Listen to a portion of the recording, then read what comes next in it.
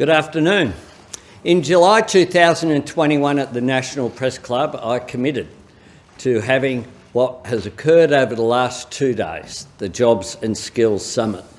As we work towards organising this 2-day event, we couldn't have hoped for the outcomes that have been achieved over the last 2 days. I want to thank everyone for their participation and the spirit that they brought to the discussion here in Canberra yesterday and today, but also all those who participated in the more than 100 forums, mini-summits, roundtables held right around the country over the past weeks. It has been truly an exercise in collaboration that has reinforced my government's approach towards the way that good government should function. An approach that says we should look for unity, not division. An approach that says we should look for our common purpose and what unites us towards our national interest. An approach that says where you have differences, by all means, feel free to articulate them, but do it in a way that's respectful, one that always looks at outcomes and looks for solutions rather than looks for arguments. And that's what we've seen over the last 2 days. The fact that we have so many outcomes that are agreed, so many issues which will remain issues for discussion and further work, and work that will be add on to the commitments that we made during the election campaign. I'm incredibly heartened by the spirit of cooperation that was in evidence around the room.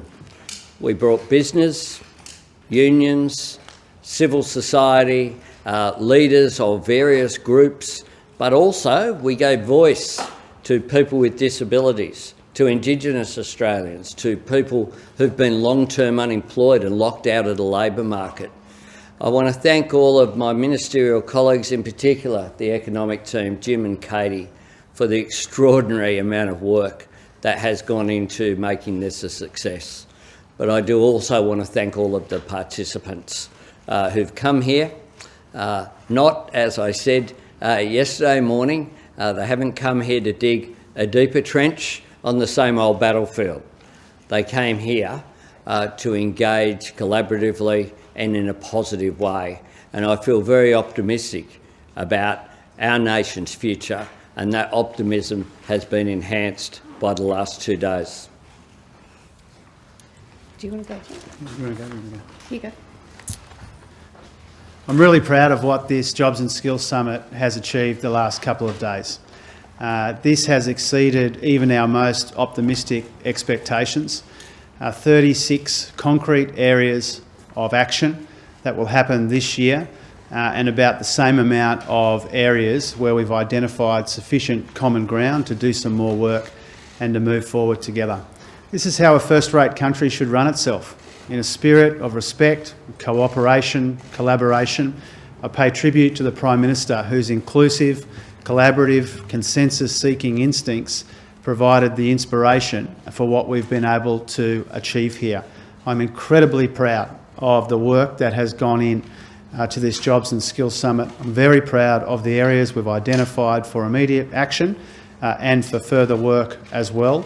And I want the Australian people to know that this effort to find common ground doesn't end on a Friday afternoon in Canberra. This, I hope, is the beginning of a new era of cooperation and finding consensus, trying to find that common ground in the interests of a common purpose and the common good.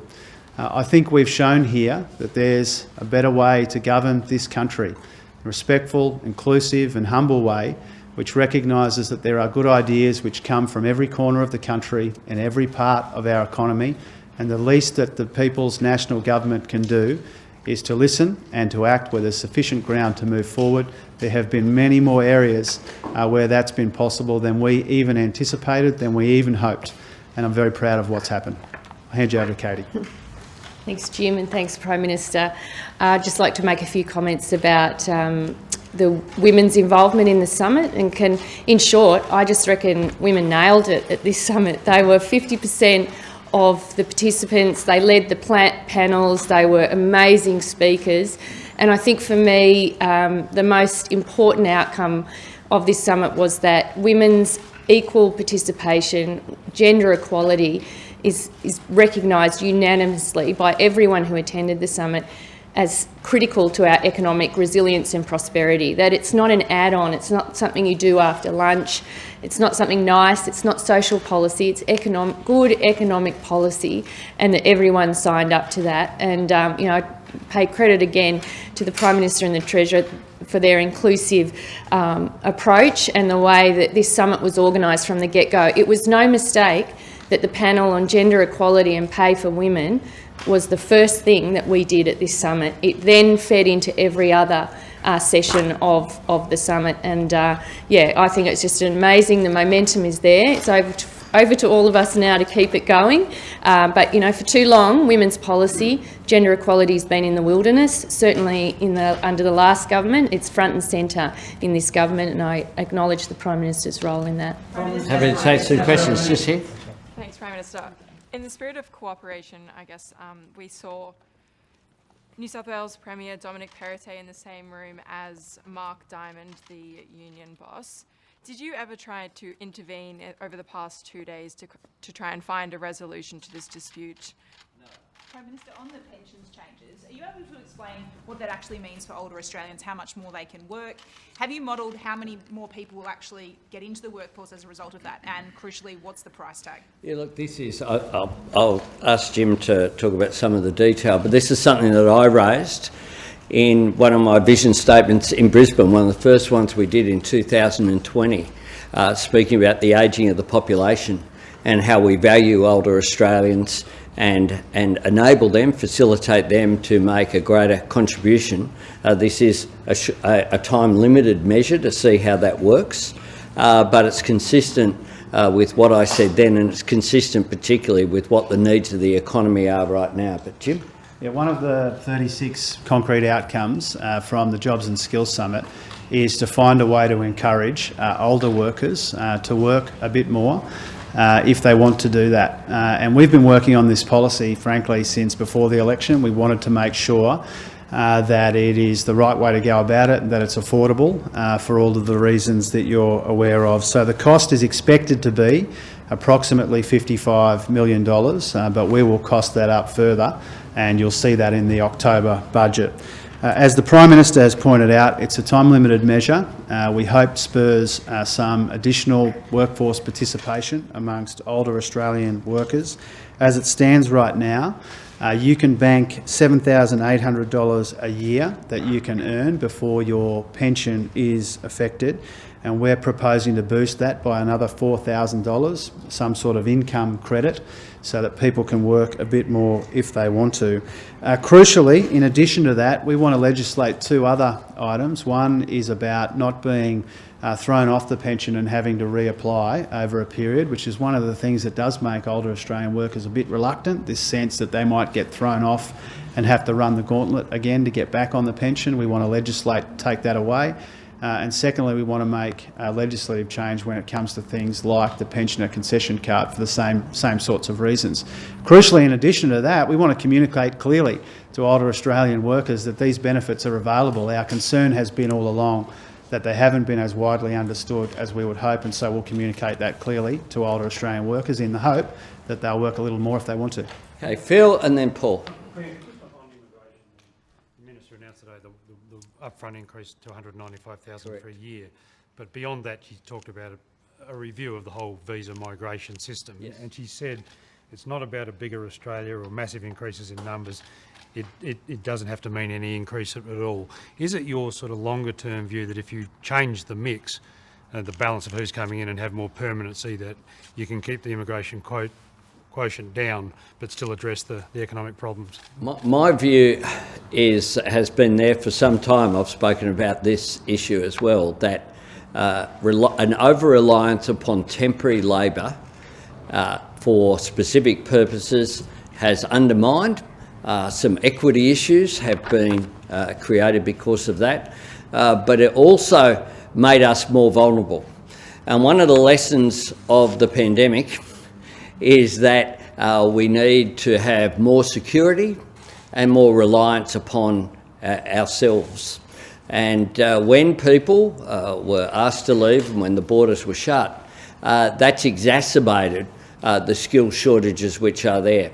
So we are looking at the mix. We want to have a proper discussion and debate about the mix, but I say very unashamedly that my starting point is in favour of giving people the security that comes with a path to permanent migration, a path to being an Australian citizen. I've done similar things, of course, in the discussions that I had with Prime Minister Ardern of New Zealand as well. It's consistent with that. My general approach is we are, with the exception of First Nations people, a nation of migrants or descendants of migrants. People have come to this country and put a stake down. They've been able to get a mortgage, to have kids, have a family. All of that's impossible if it's all temporary.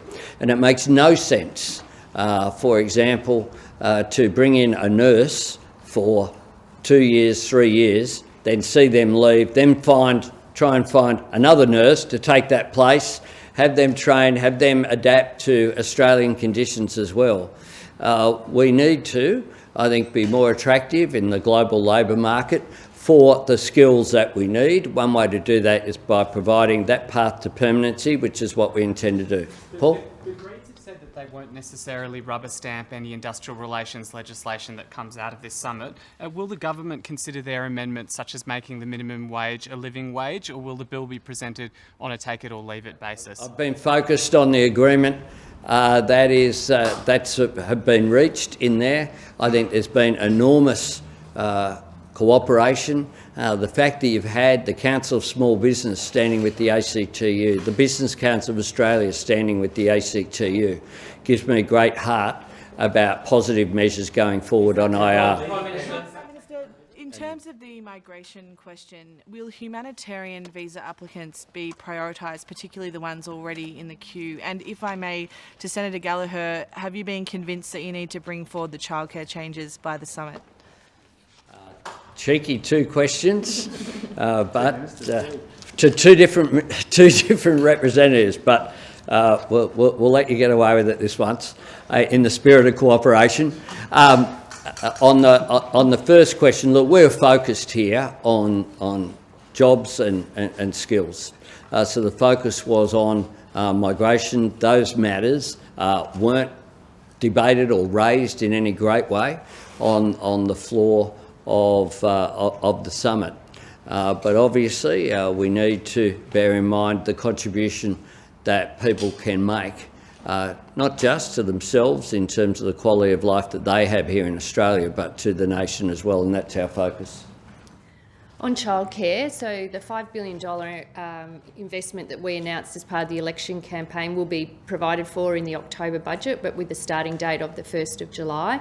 And that is affordable, it's responsible, it was part of our election plan, but it's also about getting in place the systems that are needed to make sure that those payments flow appropriately when they need to and as they need to. So I think that's the commitment we made, we're delivering on that, and I think we shouldn't underestimate this massive contribution that we're making. Early education and care was front and centre of a lot of the discussions in the panels and the sessions, but that $5 billion commitment is our biggest on-budget investment that we made in the lead up to the election. So it's going to be huge, and it's going to start from the 1st of July. Just a couple more. One, then Andrew. Prime Minister, just with the housing proposal put out in the 36 steps there, how much money is the government looking to leverage through super funds and the private sector, and just how many homes would you envisage the proposal creating?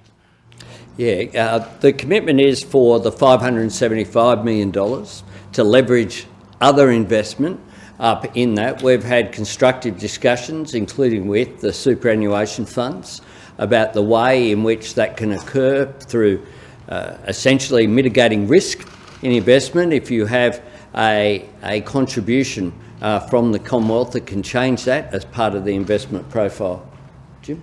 Yeah, we've had some really encouraging conversations with superannuation in particular, but there are other classes of investor as well, which we think will become interested in investing in affordable housing around Australia. If we can aggregate it up into big enough packages, and if we can provide via the income stream of this fund a little bit of extra incentive, we think we can unleash some housing investment in this country. When you go right around Australia and they talk about their labour and skills shortages, the next thing they say is that we need to have places for people to live. I had forums and workshops in Rockhampton with Senator Chisholm not that long ago where that was the primary issue raised with us.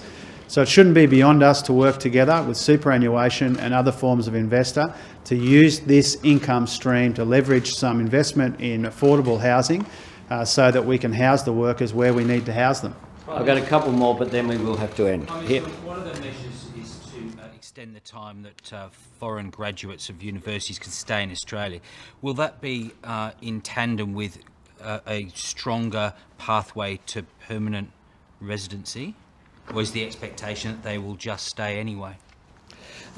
This is a standalone measure that's about people who've studied here being able to make a longer contribution. At the moment, there are various categories, 2, 3, 4 years. It's extending that by 2 years, and that's the focus as well. Other pathways, if people wish to, having studied here, go to apply to residency. Of course, those pathways are considered separate from this measure. But what this is about is essentially giving work rights so that we get greater input as well from people who've had the benefit of studying here and are then able to stay for longer. Essentially from next year is what it's focused on. We'll work through some of the legislative time frame for these measures. We've just gone through a 2-day summit.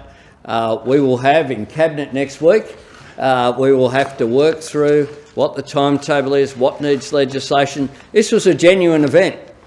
And so what we don't have is legislation prepared at 3 o'clock in the afternoon for decisions that were made at 10 a.m. So we'll get back to you on that detail, just here and here. And then we have more meat on the bones of what multi-party bargaining means, and will there be more consultation on it, or perhaps, Treasurer? Yes, there certainly will be more consultation.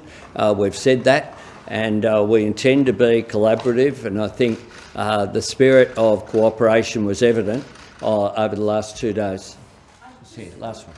On that question of multi-employer bargaining, what level of broadness would you like to see there? Because it could be interpreted in quite a number of ways. Look, we'll work through that, but I think that there is a great deal of commonality.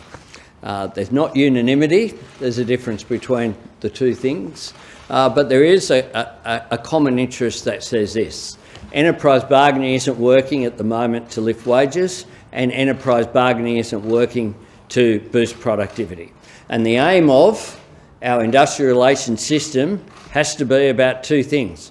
One, boosting the economy by lifting productivity, and secondly, lifting living standards by boosting wages. Thanks very much. Thank you.